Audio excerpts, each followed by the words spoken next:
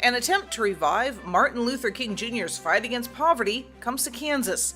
Plus, how cannabis laws are changing in the state and what it means for you. And the latest twists and turns in the rough and tumble race for Kansas governor this year is what we're talking about right now on Kansas Week.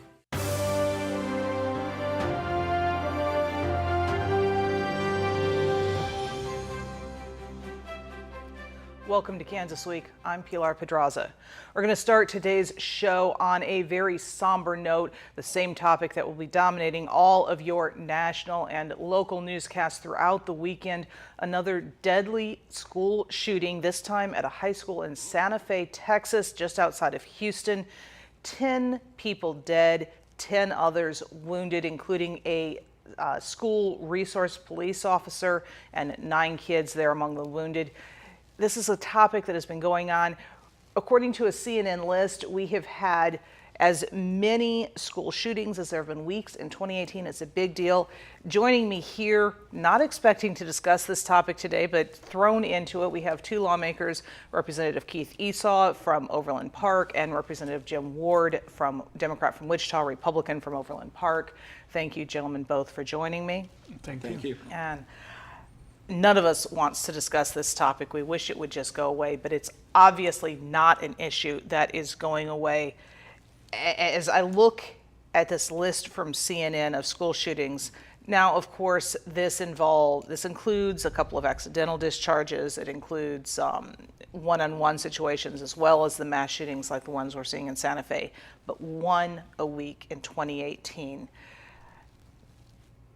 What can be done about it? How do we keep this from happening in our schools? Keith, I'm going to start with you. Well, obviously this is a tragic situation, and we never want to see this happen.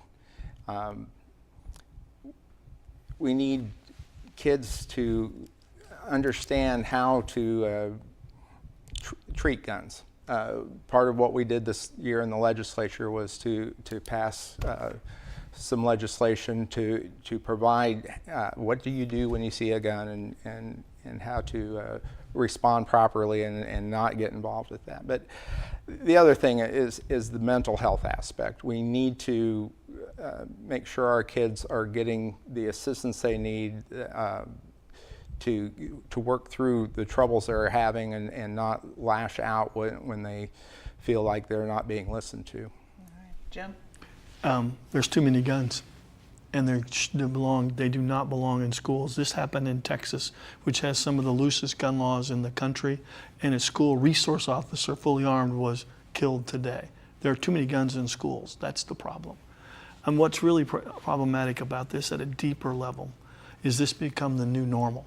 There was a quote from a sophomore or junior from the school who said she wasn't really surprised. It happens so often. She kind of expected it to happen at her school. That shows the problem we have in this culture with guns in schools and school children. And talking about that, expecting it to happen, after the last really major school shooting that we had, as I was talking with my students at West High, my journalism students, I got some of the same comments. They were taking crisis training extremely seriously and saying we need to make this more realistic because we need to know what's going to happen, what to do when it happens here, not if, but when. And when kids are thinking along those lines, what do we as adults do, we as lawmakers, you as lawmakers, sorry, I'm not a lawmaker, do to help them out? Jim? We need to do several things. First of all, we need to go back to schools being gun-free. We need to do a better job of background checks so people who have done things in their lives that make them inappropriate with guns don't get them. We do need to invest more in mental health and try to identify. We need to change the idea that this is the new normal. And I really think kids today, all across this country, all across our state, all across Wichita, have changed the conversation. They don't care about an NRA rating. They don't care about the politics. They just don't want to get killed in math class. Mm-hmm. And that has really changed the conversation. Yeah. Keith? I think a lot of it too is getting the students to work with their colleagues in the school and the other students and to identify kids that are going through struggles and get that help early on so that those kids are identified and helped instead of letting them go down a path that they shouldn't go down. All right. Very appropriate topic, I guess, in the sense that this is Mental Health Awareness Month. Certainly one of the things we need to consider, but lots of other issues out there not going to go away. But we've got some other things that were already on our topic to discuss this week. It's been a busy week for the men and women vying to be governor of the state of Kansas. We're going to start with the race for the Republican nomination. As Secretary of State Chris Kobach reshuffled his campaign team this week. Among the changes, the Wichita Eagle reports he added a writer from the conservative blog The Sentinel to his communication team. Kobach also drew fire from the Eagle's editorial staff for announcing he believes public school funding needs to be cut and that some of the remaining money should be spent on vouchers to private schools. Meanwhile, Kobach's biggest competition, current Governor Jeff Collier, made headlines for writing a letter supporting a Nobel Peace Prize for President Donald Trump's work with North Korea. According to the Wichita Eagle, Jeff Collier was one of 6 governors to sign the letter in support of the president. Bad news this week for Andy Maskin. After paying over $2,000 to enter the race in Kansas and making a campaign trip to Topeka, the Kansas News Service says the state objections board tossed the New Yorker from the ballot, despite what are unclear qualifications in Kansas laws. And one of the most interesting things to me is as we're seeing this, what appears to be head-to-head moves to the right from both of the Republican gubernatorial candidates, we're getting polling out just this Friday from the Republican Remington Research Group showing them running neck and neck, that it's a statistical dead heat. How does this information play into the moves that we've seen over this last week in the Republican race? Jim, as a Democrat, I'm going to have you start. I think the most interesting thing about the Republican poll this week was the number of people who didn't know who Jeff Collier was. And Jeff Collier has been a major player in Topeka under the Brownback administration for 8 years. And he has such a high unknown or no knowledge of him. That was the first takeaway. And second of all of the stumbles that Kobach's gone through, whether it be the contempt citation, the court activity, now he's reshuffling his campaign, has taken a toll, and it is neck and neck. And I think that's really where it's at right now. Keith? Well, I think it's interesting, too. There's 2 other candidates in that race, and that all of a sudden you're seeing a lot from them as well. Puchera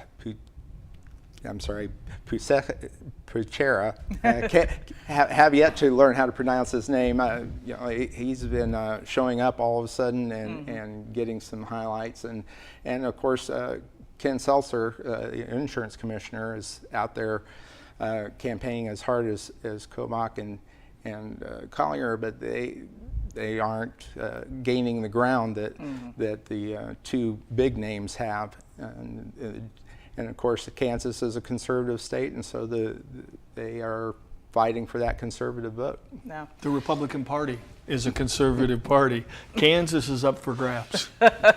Well, slight divide there based on affiliation, I think. But as we are looking at this race with 2 candidates, at least in this polling, being so far ahead of the rest of them, and those 2 being neck and neck, do we start to see some of these other candidates that you mentioned dropping out of the race, Keith? I don't think so, not at this point. I mean, obviously the New York candidate got ousted. I was there, and it was interesting listening to our Attorney General describe why our laws actually make a case for the candidate to have to be from Kansas. Yeah. We'll see what the courts have to say in that next week, Okay. or in the next couple of weeks. But All right. And Jim, quickly? It's the money race. I think it's interesting that Governor Collier is using the plane and the office of governor to raise money. Chris put in a lieutenant governor with a lot of money, but it's going to be the people who can put the money on the television in the last 4 weeks because of that great unknown yet, or haven't made a decision. All right, speaking of money, we're going to get to the Democratic race where the fight for the Big Mo, as it's sometimes called, is heating up. The race for the Democratic nomination is down to three main candidates: former Wichita Mayor Carl Brewer, State Senator Laura Kelly, and State Ag Commissioner Josh Svati. This week, Svati became the first Democratic candidate to name his running mate. Svati picked current school board member Katrina Lewison, who self-identifies as an abortion rights advocate, balancing Svati's own anti-abortion stance. Svati's announcement came just days after former Kansas Budget Director Dwayne Goosen threw his support behind Laura Kelly, calling her the fiscally responsible candidate. Meanwhile, Carl Brewer has spent some of his time recently reaching out to younger voters, like those on the Wichita State University campus, and advocating for greater state support of higher education. Okay, and the funding issue that you brought up, Jim, precipitated your own exit from the race for the Democratic nomination. Laura Kelly certainly has the advantage there. How do Svati and Brewer fight back? I think you saw Josh make some significant steps this last week. I don't know his lieutenant governor candidate, but she has a good resume. They make a very attractive couple as a team. It'll be interesting to see how they roll out. Because at the end of the day, having spent 60,000 miles and many days all over this state, the people of Kansas are concerned about four things: good jobs, good schools, affordable health care, and safe streets. And the candidate, whether it be a Republican or Democrat, who identifies those issues in ways that people say, yeah, that's going to make a difference in my life, will be successful. Okay. Keith? Well, obviously, money has a lot to do with the race, and name ID has a lot to do with the race, and who can get to the base of the voters in each party. I think Laura Kelly has a big draw within the Democrat Party. Josh had his day, but the Democrat Party's moved to the left of where Josh was, and I find it very hard for him to get in the race. And Carl may have a lot of name recognition around here, but not across the rest of the state. And name recognition, a big deal, is agreed. One of the things that we have talked about here before is what separates these candidates issue-wise, because there is that need during the primary to play to the base, which is going to push your Democrats to the left, your Republicans to the right. But then when it comes to the general election, to play more toward the middle. And in that sense, really, the experts we've spoken with on this show have said Svati has the advantage, but Laura has the money. What do you see going on there?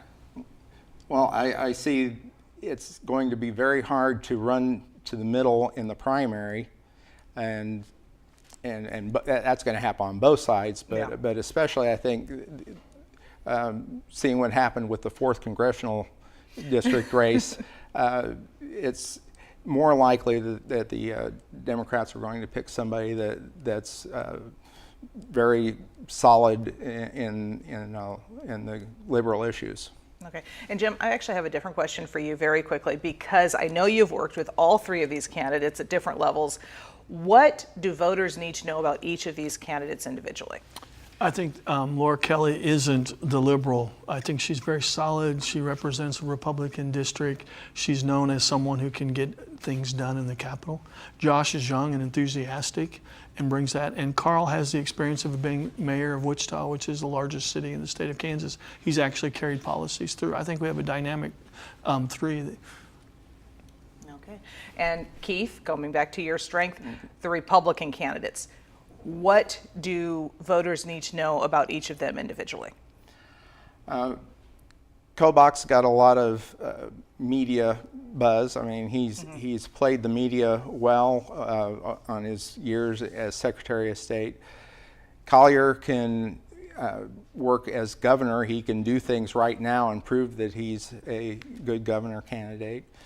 Seltzer has the ability to get around the state in his job as well. And Kuchera, well, he's got he's kind of a evangelist sort. That's his background, and so he may whip up some people who are enthusiastic about him. But I think really the race does come down to Collier and Kobach, and each playing on their own strengths. Okay. Well, we will have to wait and see. Primaries are in August, and we'll see what happens then and where we go from there. While the battle over who will lead Kansas for the next 4 years continues, the details of state government rumble on. This week, the governor signed the state budget into law with a pretty big caveat on Medicaid reform. Since lawmakers overhauled the Kansas tax code once again last year, the 2018 budget was able to avoid any further tax changes and included nearly $530 million more for Kansas schools over the next 5 years. But when Governor Collier signed the budget into law, he vetoed one section designed to keep him from adding new work restrictions to KanCare qualifications. He'll still have to get legislative approval for any changes to KanCare, but there is no longer a threat that adding work restrictions would immediately unfund the program. Okay, now KanCare, of course, has been something that's been a big discussion throughout the year as improvements to the old version and perhaps changes to KanCare 2.0 are contemplated. What kind of changes does KanCare need based on your constituents' perspectives? Keith? I have a district that's fairly upper middle class, and so my constituents at the moment don't use a lot of KanCare, though my daughter does, and some parts of my district. It needs to be more responsive. I mean, that's probably the biggest thing is getting the turnaround when services are needed and being directed where to go, and that can be done without doing a lot of influx of money in it. Other than that, I think we need to really look hard at what changes we want to make in 2.0. There was a reason we held off on doing that this year, and it's got to be revisited. Jim? We need to scrap it. KanCare has been a failure. It's failed the people who need it the most. It's failed the providers. It's failed the healthcare infrastructure. What we need to do is get the private insurance companies out of it. We need to develop the managed care system.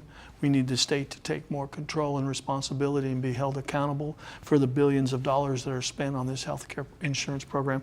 KanCare is Medicaid in Kansas, and remember who it serves. Poor children, elderly Kansans, and disabled Kansans, those most vulnerable, and they've really taken a terrible ride for the last 6 years. Okay, so as we look at this, and we're talking about possible changes, the legislature tied funding to any attempts to make changes, particularly to adding work restrictions. How necessary, how much of a difference would adding work requirements to KanCare eligibility make? Jim, we'll start with you. Huge. It's documented. The more challenges you put before people to access the program, the fewer people who need the program that will sign up for it, and you're going to see our emergency rooms fill up. And it causes, it's bad health care, it's bad economics, and it misuses the program. There's not anyone who doesn't think able-bodied people should work if they can get work, but they shouldn't have to give up their health care as an exchange for a job. That's why we need to expand Medicaid, so we stop this conversation that elderly women are going to go to work to keep their nursing home facility or children. What we need to do is expand Medicaid. Then we can have a real discussion about work requirements of people who can go to work, who need insurance coverage so they can pay their bills. Okay, so in your part, you want to wait to change KanCare until you expanded Medicaid. Keith? I think we don't want to go down that road of expanding Medicaid. It's failed in so many other states, and it ended up costing a lot more than they ever thought it would. I think we have a good basis to work on. I understand waiting on adding new work requirements, but eventually, I mean, the whole purpose is to help people out of the bottom, and getting a job is part of that, and finding some way to get them to work, be on their own. All right, we're going to have to let that be the last word. I know you've got plenty to say on this. It's one of your pet subjects there, Jim, but we only have so much time on this show. Marijuana remains illegal in Kansas, but that could be changing, and marijuana-adjacent products, shall we say, are gaining new approval in the state this year. According to the Kansas News Service, our state lost its spot as one of the states with the strictest anti-marijuana laws this spring. Lawmakers approved two major changes. Cannabidiol, or CBD, is now legal in Kansas. It's an extract from the cannabis plant without the psychoactive properties of marijuana. You can't get high off of it. Supporters say it's the first step toward fully legalizing medical marijuana, which remains illegal here in Kansas for now.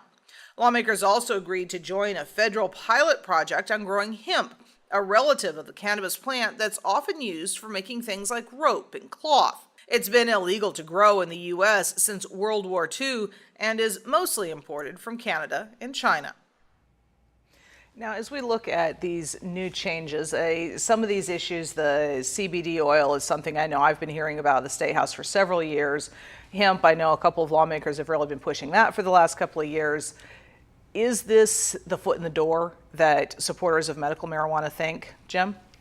I think we're beginning to make a realistic appraisal of what to do with marijuana law states. Not only the two you mentioned here, but we also reduced the penalties for possession of marijuana and the tools you use to smoke it, so that it's not such a devastating impact if you get caught doing it.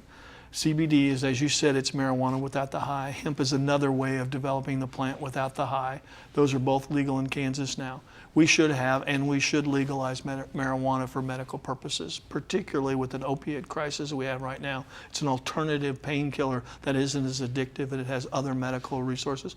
And we should look at the data from places like Colorado, Massachusetts, California, and the other states that have made recreational marijuana legal to make sure we put the right Kansas spin on it. But we should no longer stop or not debate it. The legislature's avoided this conversation for too many years. We should have a full, robust debate on the future of marijuana in Kansas. Okay, Keith? Well, marijuana as such is an illegal drug, and we need to watch that. I mean, what we did this year for hemp is a good step for a product that if you put it next to marijuana actually degrades. So, you know, it seems like a good way to control some of the marijuana reproduction. And I think that it can be a valuable crop in Kansas, and I'm looking forward to that study being done. CBD oil can be produced from other sources, but obviously the marijuana is the easiest. And what we passed was you can use CBD oil that has no THC in it. So. You know, I'm all for medical uses that have been tried and tested and approved by the FDA, but until that happens, we should not legalize marijuana in Kansas. Okay, and that kind of sums up the argument going on in Topeka over all of this. We'll see where it goes in the next few years. While lawmakers are back home right now, dozens of Kansans are gathering in Topeka for a variety of issues, including two rallies at the Statehouse this week celebrating causes civil rights leaders began advancing decades ago. According to the Lawrence Journal-World, in preparation for the 2018 elections, dozens gathered at the Statehouse Monday to raise awareness of the problems the poor in Kansas face daily. Those who rallied at the Statehouse created a list of actions they want legislators to take, including improving health care and disability care. Organizers called it the Poor People's Campaign. Martin Luther King Jr. started a similar movement with the same name shortly before his assassination. On Thursday, a celebration of Kansas history, as dozens gathered to unveil a new mural at the Statehouse depicting the landmark Brown v. Board of Education ruling that legally desegregated schools nationwide. The same week, the Topeka Capital Journal asks if the legacy of Brown v. Board is fracturing, pointing to the difference in racial makeup between urban and suburban school districts in Shawnee County and persistent social segregation within individual school buildings. Now I'm going to start off with the Brown v. Board of Education mural. The first question that occurred to me is why now? Why wasn't this mural part of the renovations at the Statehouse? They added Amelia Earhart and the Pioneers and John Brown. Why are we just now adding this case to that series of Kansas history? I know you were present for that, so I'm going to start with you, Jim. I think the biggest takeaway from the mural was how much progress we've made in breaking down barriers for people's access to the opportunities of Kansas. But the takeaway was how much more needs to be done. The People's Rally gives you that indication. We have places in Kansas, in Wichita, that are food deserts. We have people starving in Kansas in 2018. The healthcare issue that we briefly touched on. These are critical things that provide people the opportunity to pursue their God-given talents, their life, liberty, and the pursuit of happiness. And as much progress as we've made over the years, there's still so much more to be done. Keith? Well, I'm glad to see the mural there. I think one of the reasons it showed up only recently was the celebration we had just a short time ago on the anniversary of Brown versus Board. And yeah, I think it's an important part of our Kansas history. It's something for us to be proud of, that we were a leader in getting rid of segregation, and I'm glad to see it in the Capitol. Hey, you raised the point, as did the Topeka Capital Journal, of there are still a lot of things that haven't changed, and in a lot of ways schools are less desegregated now than they were in the 60s after this case. Now, white flight isn't anything new, as it's referred to, the move to the suburbs by those who could afford to do it, leaving the suburbs mostly white and their city schools mostly minority. What should the next step be? Keith? School choice is a big next step. We need to have ways for people who do not have the means of sending their kids to private school to be able to do that. And we've done a couple of things in the legislature to give that school choice opportunity, and those have primarily gone to minority students to get them the opportunities they want. Okay, I can tell you're not happy with the idea of school choice there, Jim. Former school board member here. I really think the biggest challenge we have is providing economic opportunities so that people can grow and build their families. And one of the things we can do is raise the minimum wage so people who do not work full-time in our state and live in the poverty. We need to expand Medicaid so health care is not, you know that there are 650,000 bankruptcies in this country, all directly related to medical expenses. We have places where people are starving in Kansas, which is the breadbasket of the world. These are the kinds of things we need to challenge. Giving vouchers to a few hundred kids, while may change their lives, won't change the biggest issues facing. All right, and that has to be our last word because we are out of time. Thank you, gentlemen, so much for joining us. Thank you as well. If you have a question you'd like us to ask, you can find us on Twitter and Facebook. Just look for KPTS Channel 8 or me, Pilar Pedraza TV. For now, have a great week.